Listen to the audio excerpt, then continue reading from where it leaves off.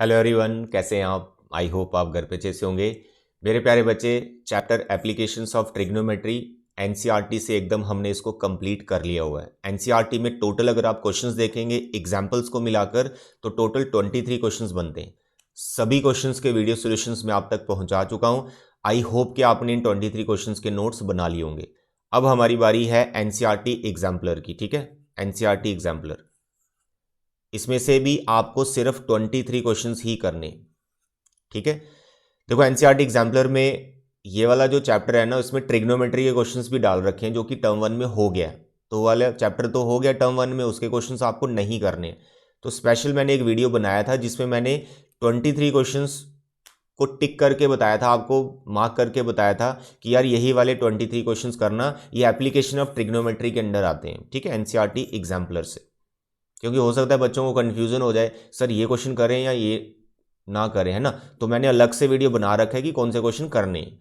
तो अब उन्हीं क्वेश्चंस में से मैं आपको यहाँ पर 10 क्वेश्चंस करवाने वाला हूँ, और पीछे जो आपके 13 क्वेश्चंस बच जाएंगे उसमें भी आपको 2 वीडियो सोल्यूशन में मिल जाएंगे, क्योंकि ये थोड़े क्वेश्चन लेंथी टाइप है। ठीक है, तो टोटल आपकी इसकी 3 वीडियो लेक्चर मिलेंगे आपको। 10 क्वेश्चन तो आज मिलने वाले हैं और 6 अलग से, 7 अलग से। इन 3 वीडियो लेक्चर में मैं आपके एनसीईआरटी एग्जाम्पलर के 23 क्वेश्चंस कंप्लीट कर दूंगा। तो एनसीईआरटी के 23, एग्जाम्पलर के 23, टोटल कितने हो गए 46 क्वेश्चंस। भैया इसके टनाटन एकदम नोट्स बना के रख लो अपनी नोटबुक पे। ठीक है, फिर मैं आपको प्रीवियस ईयर क्वेश्चंस भी करवाऊंगा। ठीक, चलिए स्टार्ट करते हैं। कुछ क्वेश्चंस इसमें आपको थोड़ा सा कंफ्यूज करेंगे, बट बच्चे बहुत सिंपल वे में आपको ये समझा देता हूँ। ट्रू फॉल्स वाले क्वेश्चंस हैं, उसमें कंफ्यूजन होती है। कुछ जनरल सी स्टेटमेंट दे रखी है तो पता नहीं चलता इसमें ट्रू है या फॉल्स है, उसको हम with the help of diagram understand करेंगे। तो ध्यान से समझना सारी चीजें। चलिए फर्स्ट क्वेश्चन जो कि बहुत सिंपल है। A pole 6 metre high cast a shadow 2√3 metre long on the ground then the sun's elevation. ये क्वेश्चन एमसीक्यू फॉर्म में, यहां मैंने ऑप्शन नहीं लिखे। आपको एंगल ऑफ एलिवेशन फाइंड करना है, सन्स एलिवेशन। इसका क्या मतलब है, स्टेटमेंट पढ़ के हमने जो डायग्राम बनाना है वो ये है कि हैव अ टॉवर, ये आ गया। ठीक है, ये टॉवर आ गया। अब इस पे सूरज की रोशनी पड़ रही है तो इसका कुछ शेडो बन रहा है, ग्राउंड पे इसका ये शेडो आ गया, and let this is BC. अब सन्स एलिवेशन का क्या मतलब होता है कि top of the shadow and the top of the tower, इन दोनों पॉइंट्स को जब आप मिलाएंगे, भाई ये वाली लाइन होती है लाइन ऑफ एलिवेशन, और यहां पर ये ग्राउंड पे जो एंगल क्रिएट हो रहा है इसको बोलते हैं सन्स एलिवेशन। कि सूरज की रोशनी की वजह से ग्राउंड में टॉप ऑफ द शेडो के साथ जो एंगल बना, that is angle of elevation, sun's elevation. ठीक है, तो this theta you have to find. Simple question है, डायग्राम हमने बना लिया, थीटा मिसिंग है। एनसीईआरटी में एक भी क्वेश्चन ऐसा नहीं है जिसमें थीटा को फाइंड करना हो, सब क्वेश्चन में थीटा गिवन है। अब यहां देखो स्पेशल क्वेश्चन आ गया, थीटा फाइंड करना है। बहुत सिंपल होता है, ये भी बहुत सिंपल होता है।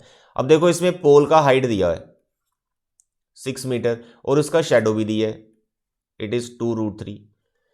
तो यार जो थीटा जो आपको फाइंड करना है उसके अपोजिट वाली साइड भी पता है, उसके एडजेसेंट साइड भी पता है। तो अपोजिट और एडजेसेंट में रेशो कौन सी बैठेगी, टैन। तो टैन रेशो आप इसमें अप्लाई करो, थीटा अपने आप आ जाएगा, देखते जाओ। Tan theta side opposite to theta, जिसकी लेंथ में डायरेक्ट लिख रहा हूं 6 दे रखा है, adjacent to theta sir it is 2√3। अब टैन कितने डिग्री पर ये वैल्यू देता है, हो सकता है ये वैल्यू कभी देखी भी ना हो, बट इसको सिंप्लीफाई करना पड़ेगा तो आपको एक ऐसी वैल्यू दिखेगी जो आप ट्रिग्नोमेट्री टेबल में देखते हो।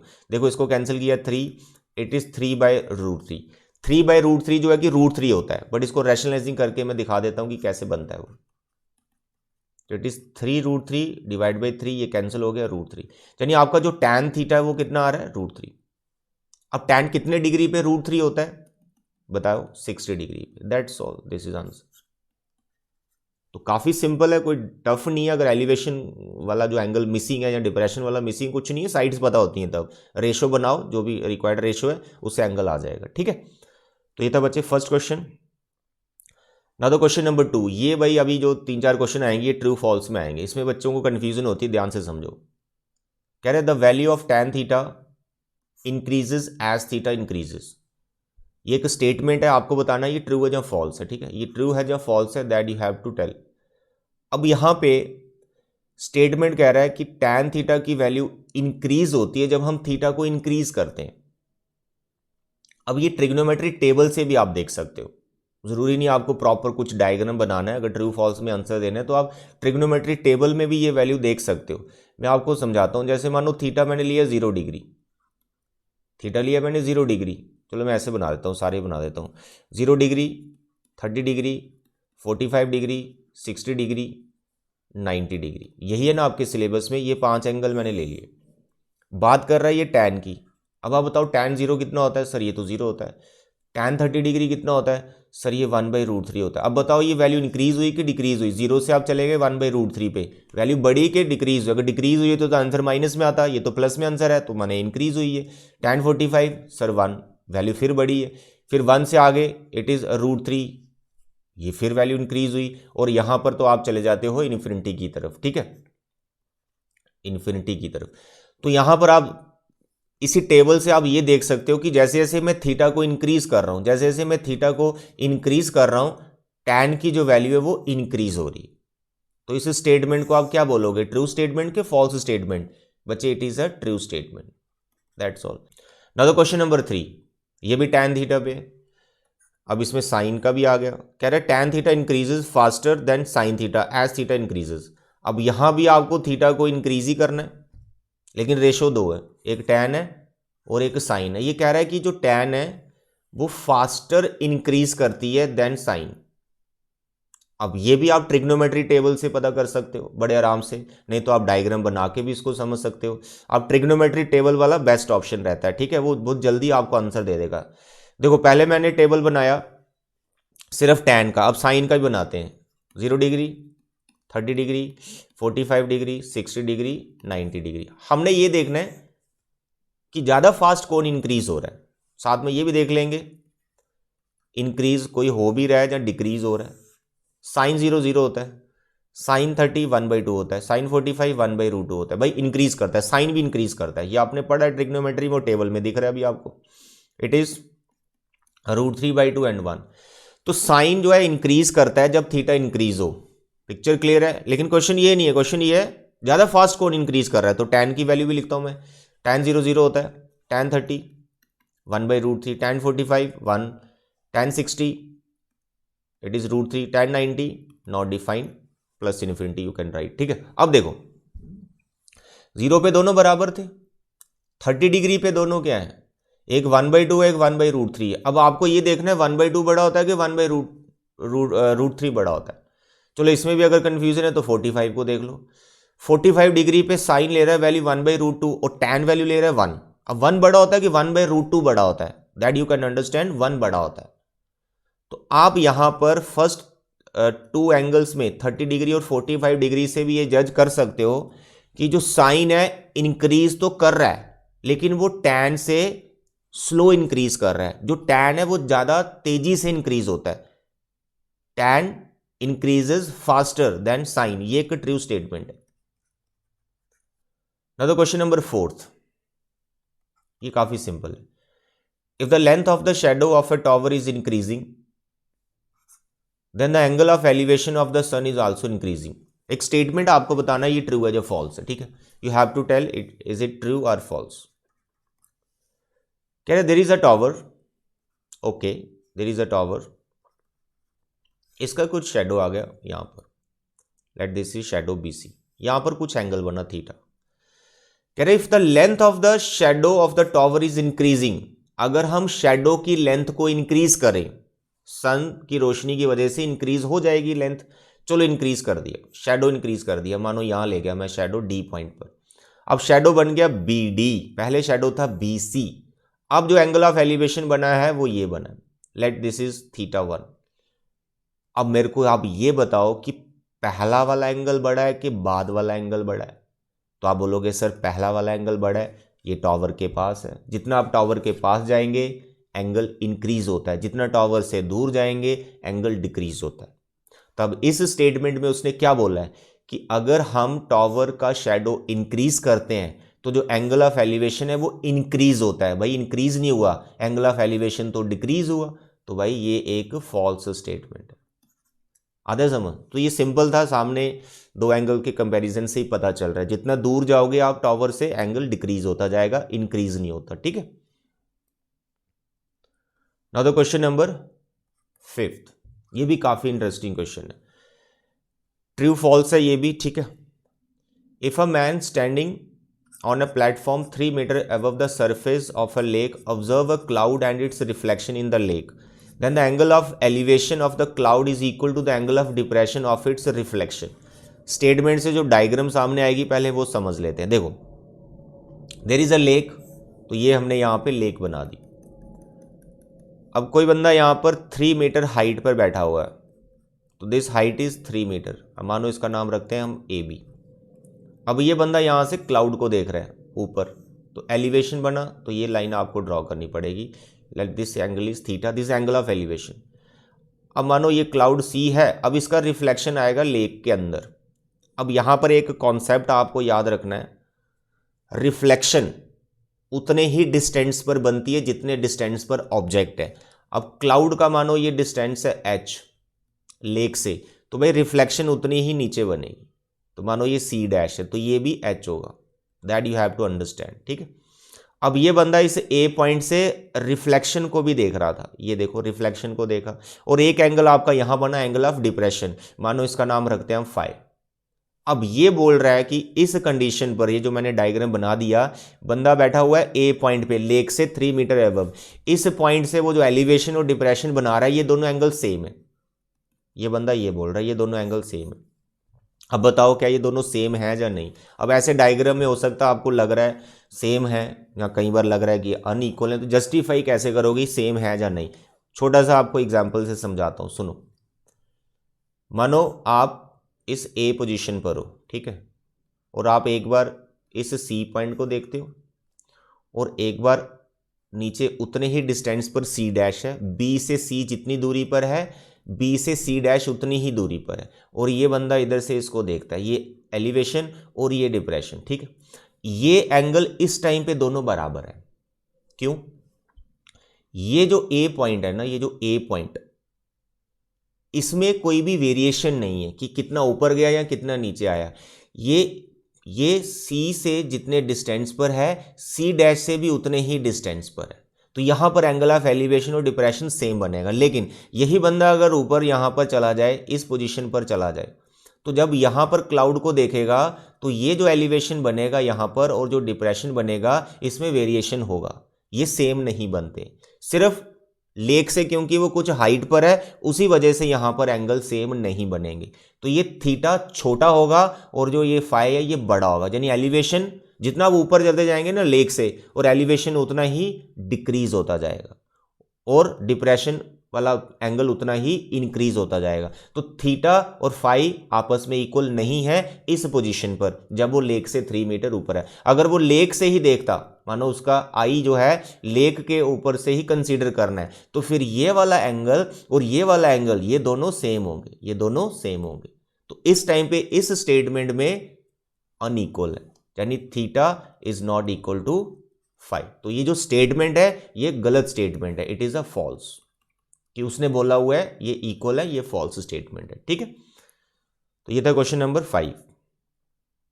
इस पे क्वेश्चन भी अभी हम करेंगे, ठीक है। अभी आने वाले वीडियो में इस टाइप का एक क्वेश्चन भी आएगा, जिसमें हमें क्लाउड की हाइट फाइंड करनी होगी लेक से। तो काफ़ी इंटरेस्टिंग क्वेश्चन है ये, बट इसमें एक चीज़ आपको क्लियर हो गई, ये अनइक्वल है, और जो एलिवेशन है वो छोटा है और डिप्रेशन बड़ा है, क्योंकि आप लेक से ऊपर उठे हुए थोड़ा, ठीक है। चलिए, नाउ द क्वेश्चन नंबर 6। अब ये भी काफ़ी इंटरेस्टिंग क्वेश्चन। देखो इसमें क्या कह रहा है, angle of elevation of the top of the tower is 30 degree. If the height of the tower is double, then the angle of elevation of its top will also be double. कह रहा है tower के साथ elevation बन रहा है 30 degree का, tower की हाइट को अगर डबल कर दे, टावर की हाइट को डबल कर दें, तो जो एंगल ऑफ एलिवेशन है वो भी डबल हो जाएगा। क्या ऐसा होता है? यही चेक करना है कि स्टेटमेंट ट्रू है या फॉल्स है। वैसे बता दूं ये फॉल्स स्टेटमेंट है, एलिवेशन डबल नहीं होता है, ठीक है। देखो कैसे जस्टिफाई करेंगे इसको। आप ऐसा करें, एक टावर बना लो, ये बना दिया, इसका हाइट रख लो h, और यहां पर जो एलिवेशन इनिशियली दिया हुआ है वो है थीटा, 30 डिग्री। एलिवेशन कितना दिया हुआ है? 30 डिग्री इनिशियली, ठीक है। तो हमने यहां पे लिखा 30 डिग्री, डन। अब यहाँ पे लगाओ पहले आप tan रेशो, tan 30, ये h, इसका बेस x रख लो, ये x रख लो, तो h बाई एक्स, tan 30 कितना होता है 1/√3, it is h by x. यहाँ से that you can find h, sir h हमारे पास आ गया x/√3। तो फर्स्ट केस में 30 डिग्री एलिवेशन से हमने h को फाइंड किया जो कि आया x/√3। अब हमने क्या करना है, हाइट को डबल करना है, हाइट को डबल करना है। तो क्या इस एंगल में भी कोई मतलब ऐसा होगा कि डबल हो जाएगा? देखो अब सपोज करो ये दूसरा डायग्राम, हाइट को डबल कर दिया, इसको आपने 2h कर दिया, थीटा आपका नहीं पता है, थीटा में और बेस तो सेम ही रहेगा x। अब इसमें फिर से tan लगाओ, तो आपने लिखा tan थीटा, अपोजिट साइड जो कि अभी 2h होगी डिवाइड बाई x। अब ये जो h बाई एक्स है इसका वैल्यू आप इस रिलेशन से निकाल सकते हैं जो कि यहाँ पे निकला हुआ है, जहाँ सिर्फ h का वैल्यू डाल दो जो भी करना है। तो h बाई एक्स का वैल्यू निकला हुआ है 1/√3, वो आप इस रिलेशन में डाल सकते हो। तो आपने लिखा h बाई एक्स का वैल्यू दैट इज 1/√3, तो आपने लिखा 2/√3। अब आपका जो tan थीटा आ रहा है वो 2/√3 आ रहा है। अब मेरे को आप ये बताओ कि कितने डिग्री पर tan 2/√3 होता है? ये आपको नहीं पता, आपने पढ़ा भी नहीं है ये भी 10th क्लास में, ठीक है। तो इतना तो क्लियर है ना कि थीटा 60 डिग्री नहीं हो सकता, क्योंकि थीटा 60 डिग्री तभी आता अगर इसका वैल्यू √3 आता, ये एक्सप्रेशन √3 बनती, तभी आपका थीटा 60 डिग्री आता। तो tan थीटा तो आ रहा है 2/√3, तो व्हाट इज थीटा? अभी तो 10th में आपको तो पता ही नहीं वो थीटा कितना डिग्री का आ रहा है, बट ये कंफर्म है 60 डिग्री का नहीं आ रहा, यानी थीटा डबल नहीं हुआ, थीटा डबल नहीं हुआ। तो इट मीन्स यहां से हमें ये चीज क्लियर हो जाती है कि अगर हम टावर की हाइट को, जहां बिल्डिंग की हाइट को डबल करते हैं तो जो एंगल ऑफ एलिवेशन है वो डबल नहीं हो जाता है, चेंजेस उसमें आता है लेकिन वो डबल नहीं होता, इंक्रीज होता है बट वो डबल नहीं हो जाता, ठीक है। चलिए तो ये था question number 6, I hope it is clear. चलिए आगे बढ़ते हैं। ना तो क्वेश्चन नंबर 7, ये भी काफी इंटरेस्टिंग है, ट्रू फॉल्स में कह रहे if the height of the tower, अच्छा ये स्टेटमेंट फॉल्स, पिछली स्टेटमेंट फॉल्स, ठीक। Question 7, if the height of the tower and the distance of A point of observation from its foot both are increased by 10%, then the angle of elevation of its top remains unchanged. Tower, चलो diagram से समझते हैं। This is a tower and there is a point on the ground P, ठीक है, A B is a tower, this angle of elevation let it be theta, इसको रखो h, इसको रखो लेट इट बी x, ठीक है। ये जो h है height of the tower 10% increase कर देनी, 10% इंक्रीज कर देनी, और उसी टाइम पे ये वाला जो डिस्टेंस है x, इसको भी 10% इंक्रीज कर देना, ठीक है। वो कह रहा है कि ये जो थीटा है इसमें कोई बदलाव नहीं आता, थीटा सेम ही रहेगा। बिल्कुल सही, अगर आपने ट्रिग्नोमेट्री अच्छे से पढ़ रखा है, इंट्रोडक्शन टू ट्रिग्नोमेट्री टर्म 1 में, तो वहां भी ये चीज बता रखी है कि थीटा में कोई चेंज नहीं आता अगर हम रिस्पेक्टिवली h और x को इंक्रीज या डिक्रीज करें, ठीक है। रिस्पेक्टिवली मतलब जितना h को इंक्रीज करोगे उतना ही अगर x को इंक्रीज कर रहे हो तो थीटा भाई सेम ही रहता है, एलिवेशन सेम रहता है, ठीक है, क्योंकि दोनों आपने हाइट को, ठीक है, परपेंडिकुलर को, बेस को प्रोपोर्शनली इंक्रीज किया है, प्रोपोर्शनली इंक्रीज किया तो ट्राइंगल्स तो सिमिलर ही बनेगी दूसरी वाली, तो एंगल में कोई चेंज नहीं आता, एंगल उतना ही रहता है। तो यहां पर ट्रिग्नोमेट्री के अलावा आप सिमिलैरिटी भी लगा सकते हो कि अगर ये h है, अगर ये x है, तो आपने दूसरा ट्राइंगल बना दिया। अब यहां पर मानो आपने इसको कर दिया h प्लस 10% निकाल दो x का, 10% ऑफ h निकाल दो, सो 10/100 इट इज h/10, इसको प्लस कर दो इसके अंदर, तो what is this? Height of the tower in second case. यहां पर भी जो x होगा वो क्या हो जाएगा, न्यू x क्या हो जाएगा, it is x plus x/10। तो इन दोनों ट्राइंगल को आप देखोगे ना, तो इस साइड का इस साइड से डिवाइड करोगे, इस साइड को इस साइड से डिवाइड करोगे, ये प्रोपोर्शनल आएंगी, क्या आएंगी? प्रोपोर्शनल आएंगी, यानी इनकी रेशो सेम आएगी, और ये एक एंगल बीच में 90, तो एस ए एस से दोनों ट्राइंगल्स को आप सिमिलर कर सकते हो। जब ट्राइंगल सिमिलर है तो भाई ये वाला एंगल और ये वाला एंगल तो सेम ही रहेगा। तो सिमिलैरिटी ट्राइंगल का कॉन्सेप्ट लगाकर भी आप बता सकते हो कि अगर हम प्रोपोर्शनली परपेंडिकुलर जब बेस को इंक्रीज या डिक्रीज कर रहे हैं, एंगल ऑफ एलिवेशन में कोई चेंज नहीं आता है, वो सेम रहता है। तो ये स्टेटमेंट एक ट्रू स्टेटमेंट है कि एंगल ऑफ एलिवेशन चेंज नहीं होता है, it is a true statement.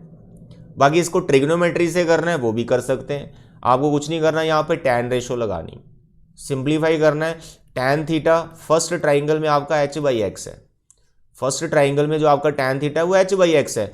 दूसरी ट्राइंगल में अगर आप सिंप्लीफाई करके टैन थीटा निकालोगे, मानो इसका फाई रख देते हैं, आप टैन फाई निकालोगे तो आप लिखोगे, यहां लिख के बताता हूं, टैन फाई लिखोगे आप h प्लस h/10, ठीक है। h/10 समझ रहे हैं ना, 10% इंक्रीज किया तो न्यू हाइट h में उसका 10% ऐड कर दिया, और डिवाइड में आएगा x प्लस x/10। इसको आप सिंप्लीफाई करोगे, देखो h/x ही आ जाएगा। इसका एलसीएम ले लो, 10h plus h divide by 10, इसका एलसीएम ले लो 10, it is 10x plus x, 10 cancel हो गया, ऊपर आपके पास आ रहा है 11h और नीचे आ रहा है आपके पास 11x, देखो 11 कैंसिल हो गया तो h/x आ गया। तो tan फाई भी h/x दूसरी ट्राइंगल में देखा आपने, और फर्स्ट ट्राइंगल में आपने देखा tan थीटा वो भी h/x है। तो यानी आप बोल रहे हो tan phi is equal to tan theta, it means phi is equal to theta. तो एंगल ऑफ एलिवेशन में कोई चेंज नहीं आता है। तो दोनों तरीके से बता दिया, सिमिलैरिटी से भी और ट्रिग्नोमेट्री से भी। तो दिस वाज क्वेश्चन नंबर 7। तो अभी तक जो 7 क्वेश्चंस हैं, फर्स्ट वाला एमसीक्यू था, बाकी वाले ट्रू फॉल्स थे। अब जो है सब्जेक्टिव टाइप है, अभी समझे इसको ध्यान से। चलिए question number 8, find the angle of elevation of the sun when the shadow of a pole h metre high is √3 h metre long. Angle of elevation find करना आपने, ठीक है। फर्स्ट क्वेश्चन जैसा ही, अब इसमें इन जनरल है कि height of the tower is h और जो शैडो है it is √3 h, that's all. तो this theta you have to find, बहुत सिंपल है। Opposite to theta is h, adjacent is this, h cancel 1/√3। अब tan कितने डिग्री पे 1/√3 होता है सर, ये होता है 30 डिग्री पे, दैट्स ऑल। तो दिस एलिवेशन इज 30 डिग्री, इतना छोटा क्वेश्चन है। Question number 9, a ladder 15 metre long just reaches the top of the vertical wall if the ladder makes an angle of 60 degree with the wall when find the height of the wall. Basic question है ये, A B wall रख लो, ये यहां पर ladder लगा रखी है आपने, ठीक है। जस्ट अ मिनट, ये आ गई लैडर।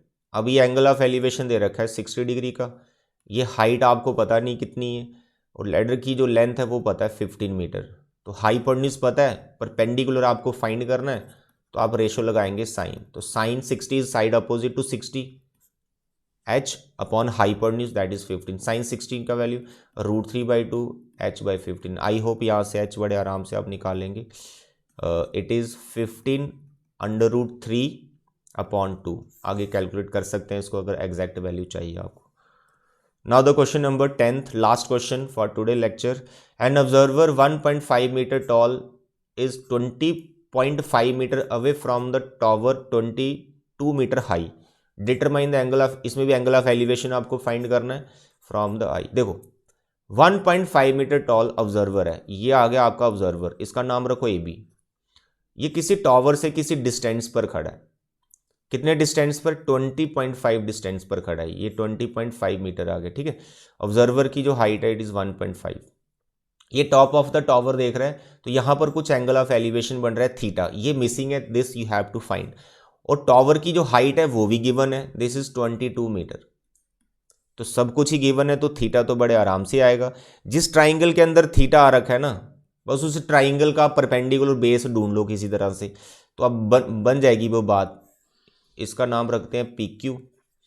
अब ये 20.5 है तो इसका नाम रखते हैं सी। ए सी कितना होगा सर, ये भी इतना, ठीक है। अपोजिट साइड इसकी रेक्टेंगल जैसा बन रहा है, तो ए बी अगर 1.5 है तो सी क्यू कितना है सर, ये भी 1.5 है, ये भी 1.5 है। टॉवर की हाइट कितनी टोटल सर 22, उसमें से 1.5 माइनस कर दो तो आपको ये पी सी मिल जाएगा, यानी परपेंडिकुलर मिल जाएगा इस ट्राइंगल का। तो पी सी आएगा आपका 20 में से माइनस कर दो 1.5, तो आपको मिलेगा 20.5। तो भाई ये वाली हाइट आपने फाइंड कर ली 20.5 और ये बेस ये भी उतना ही है 20.5, तो tan रेशो लगाओ, परपेंडिकुलर बेस बराबर है थीटा, आपको वैसे ही पता चल गया 45 डिग्री का, वही आपको फाइंड करना था। तो पूरा डायग्राम के अंदर ये पीसी तक पहुंचना आपको किसी तरह से, जो कि माइनस करके आ गया। ठीक है, अब आप सिंपली ऐसा करें, in that triangle tan theta is equal to side opposite to theta जिसका नाम हमने रखा है PC upon adjacent to theta जिसका नाम हो गया AC। सर PC 20.5 और AC भी 20.5, सर ये कैंसिल हो गया, 1 आ गया। भाई मेरे tan थीटा जब 1 आ गया तो थीटा कितना होगा 45 डिग्री, दैट्स ऑल। तो एलिवेशन आ गया हमारे पास, एंगल ऑफ एलिवेशन। तो बच्चे ये थे आज के 10 क्वेश्चन। सभी क्वेश्चंस अपनी नोटबुक पे नोट कर लेना और इनको बार बार प्रैक्टिस करना, खासकर जो ट्रू फॉल्स वाले क्वेश्चंस थे। ठीक है बच्चे, थैंक यू, बाय बाय।